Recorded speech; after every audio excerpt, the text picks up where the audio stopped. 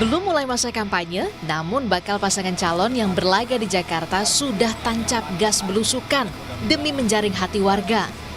Bakal Cagup Jakarta, Pramono, memilih warawiri di area Car Free Day demi bisa dikenal oleh warga. Hal ini terbukti saat Pram bilang kini dirinya sudah dimintai selfie oleh warga. Saya merasakan ketika dua CFD yang sebelumnya, mungkin masyarakat belum terlalu mengenal saya karena udah terlalu lama tidak muncul di ruang publik. Tapi sekarang hampir setiap jalan orang minta foto, artinya sudah mulai mengenal. Dan juga ketika saya turun ke kampung-kampung, ke kelurahan-kelurahan, mereka rata-rata memberikan apresiasi dan bahkan beberapa kali sudah mulai luka, dicubit-cubit, pipi lesung pipitnya ditarik-tarik. Dari Kuitang ke Cikini, dari Gambir ke Sukabumi, saya jauh-jauh datang ke sini, ternyata cuma satu, hadir silaturahmi. Jika bakal Cagup Pramono memilih area Car Free Day, lain lagi dengan bakal Cagup Ridwan Kamil. RK sempat menyinggung, belum saatnya sosialisasi di CFD, yang disebutnya hanya selfie saja. RK lebih memilih belusukan belanja masalah menemui warga ketimbang ke CFD. Di CFD kalau sudah leluasa lah menyapanya dengan lebih rileks. Tapi saya lagi belanja masalah, bukan hanya datang selfie ya. Saya lagi belanja masalah. Jakarta tuh luas banget ya, jadi jangan mengidentifikasikan seolah-olah pusat keramaian hanya CFD. Saya per hari ini lebih banyak belusukan di tempat-tempat begini. Sementara Ketua Tim Sukses Dharma Pongrekun Kunwardana, Siti Fadilah, menyoroti masalah lapangan pekerjaan. Terlebih banyak warga Jakarta yang harus kehilangan mata pencaharian, terlebih usai COVID. Bahwa masyarakat Jakarta itu sebagian juga dalam penderitaan, terutama setelah COVID. Setelah COVID banyak PHK, banyak sekali orang kehilangan pekerjaannya, banyak baru udah bekerja tiba-tiba digusur juga. Jadi itu satu hal yang sebetulnya ada di depan mata kita yang mungkin tidak terlihat oleh elit-elit ya. Tapi kami kan bergerak dari bawah. Memang mereka belum pernah menjadi gubernur, belum pernah menjadi wakil gubernur. Tetapi mereka mempunyai suatu jiwa yang sedemikian, menurut saya sedemikian bersih. Sangat bersih. Belum mengenal yang aneh-aneh. Belum mengenal sponsor-sponsor, nah itu yang. Tak hanya sekedar adu strategi dilakukan demi menggait hati pemilih Jakarta, tapi yang terpenting harus ada solusi yang ditawarkan dari setiap masalah. Tim Liputan, Kompas TV. Saudara, sosialisasi yang membawa solusi tentu inilah yang kini ditunggu oleh warga Jakarta. Lalu masih relevankah sosialisasi yang dilakukan oleh 3 bakal paslon yang berlaga di Pilkada Jakarta 2024? Kita akan bahas bersama Direktur Parameter Politik Mas Adi Prayitno yang sudah bergabung bersama kami di Rumah Pilkada pada sore hari ini. Selamat sore Mas Adi, terima kasih atas waktunya. Mas Adi, ini kita lihat ya, ini memang belum mulai kampanye, tapi ketiga paslon sudah tancap gas untuk berkenalan dengan warga Jakarta. Ada yang milih untuk warawiri di CFD, terus juga ada yang milih untuk belanja masalah gitu ya ke permukiman warga. Ini bagaimana Anda melihatnya? Apakah memang strategi-strategi seperti ini yang masih relevan untuk bisa menggayat hati warga Jakarta? Ya, saya kira ini adalah strategi politik yang dilakukan oleh paslon ya, tentu pertama untuk meningkatkan popularitas dan keterkenalan mereka. Karena apapun calon-calon ini kan sebenarnya belum sepenuhnya dikenal 100% oleh pemilih di warga Jakarta, baik Ridwan Kamil, baik Pramono Anung ataupun Dharma Pongrekun. Maka sangat rasional kalau kemungkinan strategi politik yang mereka lakukan adalah strategi ya bertemu langsung dengan masyarakat seperti Car Free Day, kemudian door to door campaign menyapa langsung masyarakat, ataupun misalnya berkunjung ke sejumlah simpul tokoh-tokoh penting. Ini kan sebagai upaya bahwa mereka ini semakin mengkonfirmasi sebagai sosok yang akan bertanding di Jakarta. Nah, yang kedua tentu saja ini tentu untuk mendapatkan simpati dari publik, karena kalau kita membaca angka-angka statistik dan argumen-argumen yang berbasis survei, salah satu model kampanye yang paling disukai di Jakarta itu adalah kalau pemimpin mereka, calon yang akan mereka pilih, sering melakukan kunjungan, bertemu dengan masyarakat, berdialog secara langsung soal persoalan-persoalan yang dihadapi oleh mereka. Jadi ini yang saya kira memang membuat kenapa para calon ini misalnya silih berganti datang ke Car Free Day, bertemu dengan masyarakat secara langsung, ada yang belusukan, ada yang kemudian apa namanya menyampaikan janji-janji politik secara terbuka. Itu kan sebagai upaya untuk menarik bahwa sang kandidat ini adalah sosok yang kemudian layak untuk dipilih dan menjadi gubernur di Jakarta. Bahkan kalau kita cek rata-rata satu persatu, setiap mereka berkunjung, setiap mereka bertemu dengan masyarakat, pastinya ada janji dan pesan politik yang mereka sampaikan. RK dulu bilang kalau terpilih akan memberikan uang ataupun dana semacam tunjangan sebesar 200 sampai 300 juta per RW. Itu kan janji politik yang saya kira juga cukup menjanjikan ya. Kemudian misalnya Suswono juga bicara tentang bagaimana pentingnya apa namanya mengurangi angka kemiskinan di Jakarta. Sementara Pramono Anung dan Rano Karno juga bicara hal-hal yang sifatnya serupa.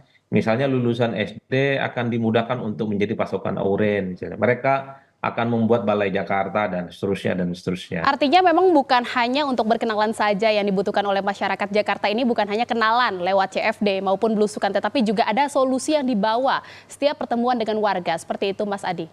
Ya, saya kira memang betul ya. Kalau melihat apa namanya, bagaimana strategi mereka, setiap omongan mereka itu tentu bagian dari meningkatkan engagement, meningkatkan bagaimana semakin disukai oleh warga Jakarta. Karena apapun judulnya, Mbak, di Jakarta ini kan adalah pemilih-pemilih rasional secara mayoritas.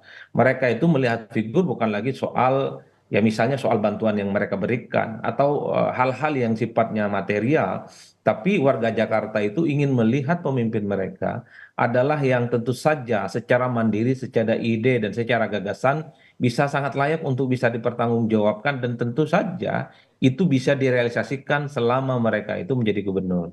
Saya ingat persis waktu Pilkada 2017, terlepas dari isu politik identitas dan isu agama ya, Anies Baswedan itu kan gagasannya menarik. Misalnya Anies mengatakan akan menolak reklamasi. Dan itu menurut saya gagasan yang cukup orisinal bagi seorang calon gubernur penantang saat itu. Dan Anies dikenal karena dinilai punya komitmen supaya pulau reklamasi itu tidak dilanjutkan. Meski dalam praktiknya semua pulau reklamasi itu tidak ditutup dan masih ada sebagian yang berlanjut.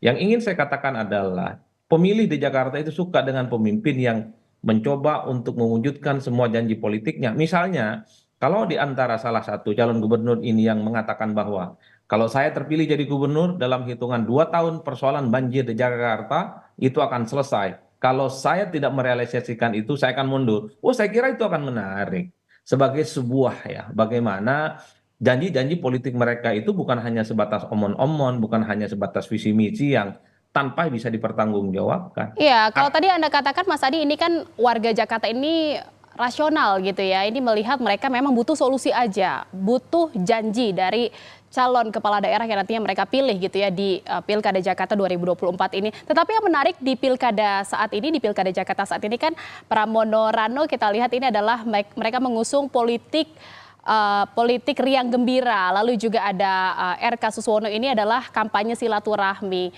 dan juga kalau Darmakun kita lihat ini mereka hanya ingin memberikan solusi-solusi yang memang dibutuhkan oleh masyarakat Jakarta. Ini bagaimana melihatnya?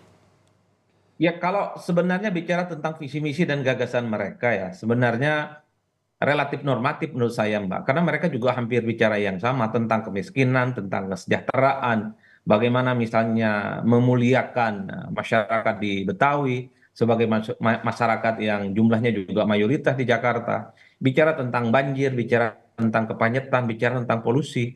Cuman tak ada calon yang bicara tentang dalam rentan waktu beberapa tahun mereka ini akan menyelesaikan persoalan. Gubernur-gubernur yang ada di Jakarta juga bicara tentang banjir dan kemacetan kok. Cuman kan nggak pernah tuntas dan nggak pernah selesai.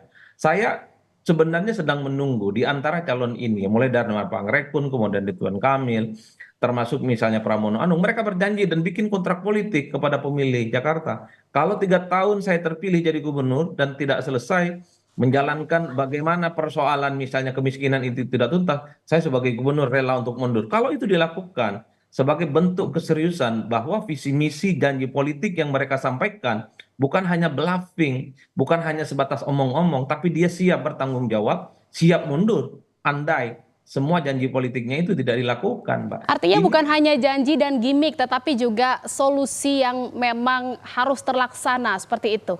betul, janji yang terlaksana itu harus berwujud kontrak politik dengan pemilih mereka. Kita masih mendengarkan bagaimana 2017 itu semua orang bicara tentang banjir dan kemacetan. Tapi banjir dan kemacetan nggak selesai itu di Jakarta. Alih-alih selesai. Alih-alih misalnya dituntaskan, persoalan kemacetan dan banjir justru semakin menggila. Persoalan polusi di Jakarta yang paling mengerikan ya di dunia salah satunya, itu juga tidak pernah tuntas. Nah, mestinya para calon ini berani gitu ya, melakukan kontrak langsung dengan pemilih. Bahwa mereka kalau jadi gubernur terpilih, persoalan apapun dihitung dalam hitungan tahun. Kalau itu yang dilakukan, ada kontrak hitam putih dengan para pemilih, saya kira pemilih juga akan berpikir, oh ini adalah gubernur yang sangat layak untuk dipilih karena dia berkomitmen. Kalau janji politiknya tidak disampaikan, dia akan mundur. Pasti itu, Mbak, akan mendapatkan simpati. Kalau semua bilang nanti akan gajinya naik, kemudian kemiskinan berkurang, banjir teratasi, kan orang nggak tahu kapan selesainya. Butuh Kalau ini yang realisasi dilakukan, yang pasti gitu ya Mas Adia. Lalu juga yang jadi perhatian ini kan ini ya maksudnya dari para calon atau paslon ini kan juga mereka punya punya apa namanya punya visi dan misinya masing-masing gitu untuk bisa menggait dari hati masyarakat. Itu salah satunya ini adalah mereka berjanji untuk bisa melanjutkan prestasi-prestasi apa saja yang sudah memang sukses yang sudah didapat oleh gubernur-gubernur terdahulu di Jakarta. Ini apakah memang juga masih efektif untuk bisa menggait suara dari masyarakat Jakarta? ya saya kira itu pasti efektif, Mbak. Kenapa misalnya semua calon ini bicara tentang bagaimana proyek-proyek dan kinerja mercusuar yang dilakukan oleh gubernur sebelumnya, terutama Gubernur Anies dan Ahok. Karena memang dua sosok ini per hari ini itu memiliki pemilih yang cukup militan dan cukup solid ya secara ideologis. Oleh karena itu wajar kalau kemudian ketika para calon ini mencoba untuk mengasosiasi sebagai sosok yang akan melanjutkan Anies, sosok yang akan melanjutkan Ahok supaya pemilih Ahok dan pemilih Anies secara perlahan memilih para kandidat yang memperjuangkan ide-ide Anies dan Ahok itu. Jadi ini tentu bagian dari strategi politik marketing yang saya kira tujuannya adalah untuk mendapatkan faedah elektoral, para pendukung Anies dan Ahok datang ke TPS dan memilih mereka. Cuman kan orang selalu berjanji, apakah kalau mereka terpilih jadi gubernur, hal-hal yang sifatnya prinsip terkait dengan Jakarta akan tuntas? Nggak Tapi ada seberapa jaminan. efektif atau seberapa bisa menarik perhatian atau suara dari masyarakat kalau misalnya memang mereka membawa atau kita lihat juga ada Pramono Rano juga mengatakan bahwa nanti Pak Ahok akan ikut kampanye dengan mereka. Terus juga sebelumnya juga RK dan Suswono juga sudah bersilaturahmi dengan gubernur-gubernur lainnya sebelumnya yang di Jakarta. Ini seberapa efektif untuk bisa menarik minat atau suara dari warga Jakarta untuk mempercayai mereka? Ya, saya kira sangat efektif, Mbak. Karena apapun misalnya, kalau kita sebutkan pemilih Ahok itu 19% dan semua pemilih Ahok itu adalah mereka misalnya terkonfirmasi mendukung salah satu calon, saya kira sang calon itu akan mendapatkan keuntungan politik secara signifikan. Kalaupun toh pemilih Ahok itu tidak 19% kemudian seluruhnya mendukung salah satu calon, misalnya separuh ya, kan dia sudah mendapatkan keuntungan sekitar 9%. Ataupun misalnya pemilih Anies yang 35%, separuhnya saja mendukung salah satu paslon itu penting. Artinya apa? Figur-figur penting yang saat ini masih memiliki pengaruh di Jakarta seperti Anies dan Ahok, pastinya coba untuk dikapitalisasi sebagai upaya untuk mendapatkan dukungan-dukungan politik. Ini yang disebut dengan vote getter ya. Artinya apa? Sosok-sosok penting akan dimunculkan. Per hari ini misalnya, tiga kandidat ini berebut bagaimana menjadikan Anies sebagai sosok yang mereka akuisisi secara politik supaya pendukung Anies yang sampai hari ini belum memutuskan pilihan politik secara perlahan hijrah ke mereka, hijrah ke Rano Karno dan Pramono, hijrah ke Ridwan Kamil dan Suswono, ataupun hijrah ke Dharma Pangrekun. Makanya ada kecenderungan ketika calon ini misalnya sedang bikin waktu supaya untuk melakukan pertemuan dengan Anies karena mereka paham pendukung Anies itu sangat loyal dan cukup solid. Harapannya kalau bertemu dengan Anies, pemilih Anies itu akan mendukung mereka. Ini yang saya kira memang bahwa segala strategi politik marketing yang dimiliki oleh tiga calon itu akan dihadapi. Satu misalnya tetap mereka itu belusukan bertemu dengan tokoh-tokoh kunci. Yang ketiga tentu selalu mendatangi kerumunan-kerumunan seperti Car Free Day itu, Pak. sambil mereka ini membangun satu narasi berupa janji politik bahwa mereka kalau terpilih jadi gubernur, mereka akan menuntaskan persoalan-persoalan Jakarta.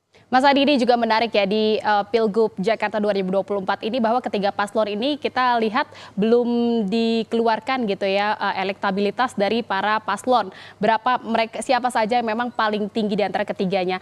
Lalu apakah nanti kira-kira dari pandangan dari Mas Adi, jika memang survei sudah menunjukkan adalah salah satu paslon yang memang memiliki elektabilitas lebih tinggi, apakah bisa dipastikan ini adalah yang menang, atau memang karakteristik dari masyarakat Jakarta ini berbeda, tidak melihat elektabilitas tetapi tidak melihat popularitas, tapi melihat hal yang lain gitu ya untuk bisa dipilih menjadi gubernur mereka? Ya, survei itu kan sebenarnya alat bantu politik ilmiah ya, yang menjadi guidance bagaimana potret politik yang terjadi di sebuah wilayah, termasuk di Jakarta, terkait dengan popularitas, terkait dengan elektabilitas ya. Meski dalam perkembangannya, dalam survei itu kan selalu berubah secara dinamis. Dalam hitungan minggu dan bahkan dalam hitungan bulan, survei itu bisa berubah, Mbak, secara signifikan. Apalagi misalnya di antara tiga kandidat ini rata-rata newcomer. Sebagai salah satu gubernur yang bertanding di Jakarta, apapun Ridwan Kamil itu pendatang di Jakarta. Dulu kan hanya sebatas gubernur di Jawa Barat misalnya. Sementara Pramono Anung juga adalah pendatang baru ya dalam politik di Jakarta. Rano Karno meski pernah jadi gubernur di Banten, tapi di Jakarta baru kali ini bertanding. Begitupun dengan Dharma Pangrekun ya. Oleh karena itu, peta politik yang cukup dinamis ini yang saya kira memang tidak bisa juga dijadikan sebagai patokan bahwa ketika dia unggul di survei dia akan memenangkan pertarungan. Apalagi misalnya kalau kita melihat dalam dua pilgub sebelumnya di Jakarta. 2017 survei Ahok itu paling mentereng. Dia gubernur, dia petahana, maju kembali, dan di survei-survei dia kemudian diyakini akan mampu mengalahkan Anies Baswedan dan AHY saat itu dalam satu putaran. Bahkan Anies yang underdog tidak diperhitungkan justru memenangkan pertarungan di Pilkada Jakarta meski ya penuh dengan kontroversi dengan isu-isu agama. Begitupun kalau kita melihat waktu awal Jokowi datang ke Jakarta berpasangan dengan Ahok menantang Fauzi Bowo. Jokowi saat itu tidak diperhitungkan. Hanya mantan wali kota Solo ya, wajahnya tidak terlampau familiar, elektabilitasnya rendah dan saat itu juga sangat diremehkan. Tidak mungkin akan memenangkan pertarungan melawan Fauzi Bowo yang petahana dan juga diusung oleh partai penguasa saat itu yaitu Demokrat, tapi kalah dalam pilkada. Ini menegaskan betapa memang di Jakarta itu setiap detik, setiap saat perubahan pemilihnya itu sangat signifikan dan akan mempengaruhi bagaimana konstelasi politik secara umum. Iya, Karena ketiga paslon ini memang mulai dari nol gitu ya untuk bisa menggayat hati masyarakat Jakarta. Kita lihat bagaimana mereka beradu strategi untuk bisa meraih suara masyarakat Jakarta di Pilgub Jakarta 2024. Nanti kita lihat saja. Terima kasih atas pembahasannya di Rumah Pilkada, Direktur Parameter Politik Mas Adi Prayitno. Selamat sore.